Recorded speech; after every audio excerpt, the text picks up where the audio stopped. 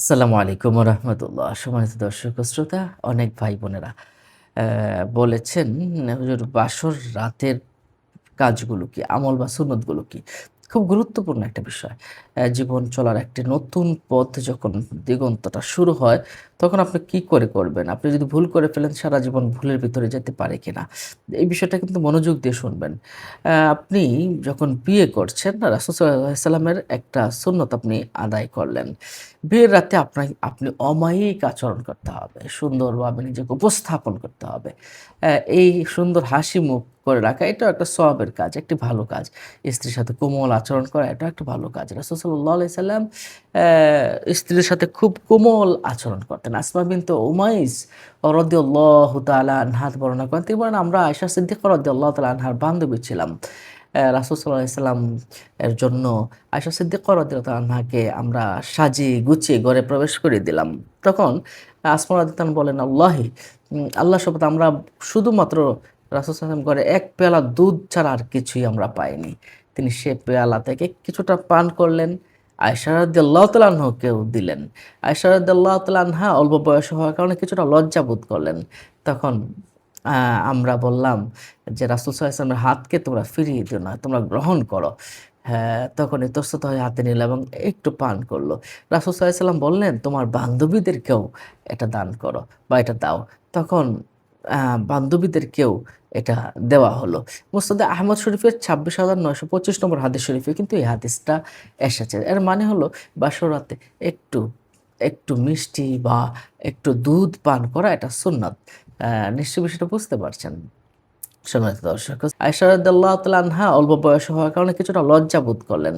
তখন আ আমরা বললাম যে, রাসূল সাল্লাল্লাহু আলাইহি ওয়াসাল্লামের হাতকে তোমরা ফিরিয়ে দিও না, তোমরা গ্রহণ করো। হ্যাঁ, তখন ইতস্তত হয়ে হাতে নিল এবং একটু পান করল। রাসূল সাল্লাল্লাহু আলাইহি ওয়াসাল্লাম বললেন, তোমার বান্ধবীদেরকেও এটা দান করো বা এটা দাও। তখন আ বান্ধবীদেরকেও এটা দেওয়া হলো।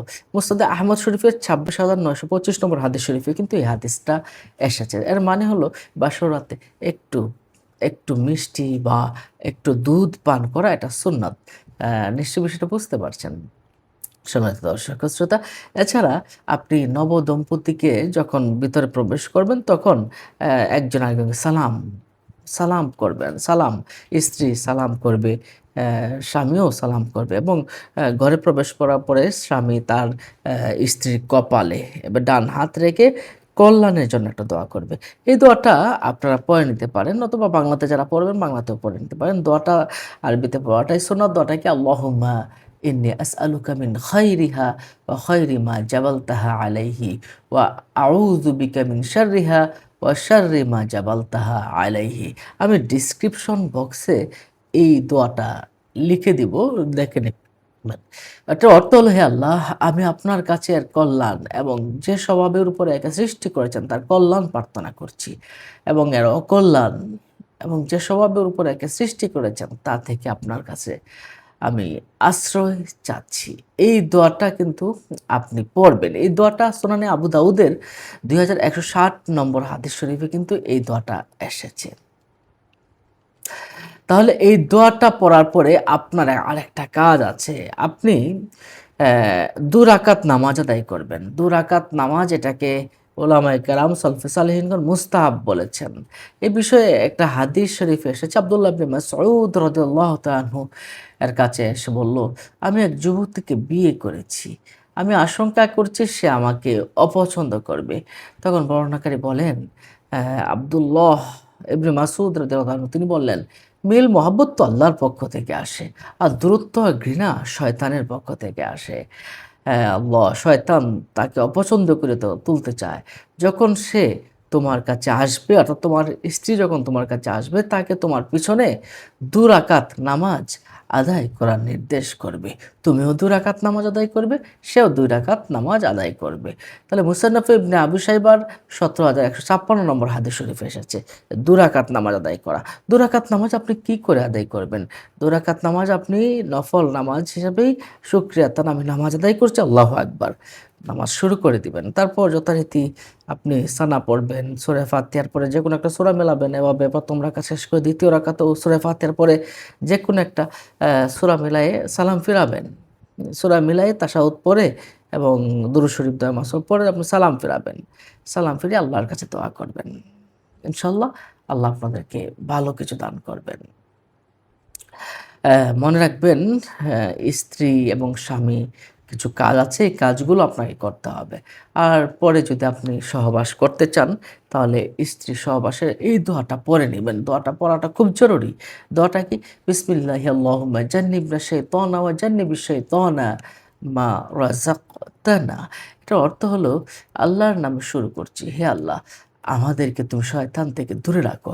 আমাদেরকে তুমি যা দান করবে তা থেকে শয়তানকে দূরে রাখো। সুবহানাল্লাহ। বুখারী শরীফের ৪৭৮৭ নম্বর হাদিস শরীফে এসেছে। তাহলে আমরা এই বাসর রাতের এই নিয়মগুলো কিন্তু আমরা জানলাম। হ্যাঁ? তো এই সহবাসের আদব জানলাম। এরপরে আমাদের জেনে নিতে হবে, যখন সহবাস করব তার আগে জেনে নিতে হবে আমাদের যে জিনিসটা জেনে নেওয়া খুব জরুরি, এটা হলো স্ত্রী ঋতুবতী কিনা বা হায়েজ অবস্থায় আছে কিনা, মেন্স অবস্থায়, ঋতুস্রাব অবস্থায় আছে কিনা। যদি ঋতুস্রাব অবস্থায় থাকে তাহলে ওই অবস্থায় স্ত্রী সহবাস করা সম্পূর্ণ হারাম। আপনি স্ত্রী সহবাস করবেন না। তা স্ত্রী হায়েজ থেকে পূর্ণ পবিত্র না হওয়া পর্যন্ত স্ত্রী সহবাস থেকে বিরত থাকতে হবে। তবে অন্য সিস্টেম যদি আপনারা করতে চান, যে স্ত্রীর সাথে আপনি সহবাস করলেন না, অন্য কোনোভাবে বীর্যপাত ঘটালেন, সেটা আপনার জন্য জায়েজ হবে স্ত্রীর সাথে। আর আপনাকে যখন স্ত্রী সহবাসের আগে আপনাকে যে কাজটা করতে হবে, এটা হলো আপনি স্ত্রীকে তার মোহরানাটা আপনি দিয়ে দিবেন। ওয়া আতু সদকাতিহিন্না নেহলা, সন্তুষ্ট চিত্তে স্ত্রীকে মোহরানাটা দিয়ে দেওয়া, এটাই হচ্ছে ফরজ একটি বিধান। যারা পূর্ণাঙ্গ মোহরানা বা কিছু মোহরানা না দেয়, তাতে কিন্তু তারা গুনাহগার হবে। এটা স্ত্রীর হক, এটা দিতেই হবে। সম্মানিত দর্শক শ্রোতা, আজ এ পর্যন্তই। আপনাদের কোনো প্রশ্ন থাকলে কমেন্ট বক্সে প্রশ্ন করতে পারেন। ভালো থাকুন, সুস্থ থাকুন। আসসালামু আলাইকুম ওয়া রাহমাতুল্লাহ।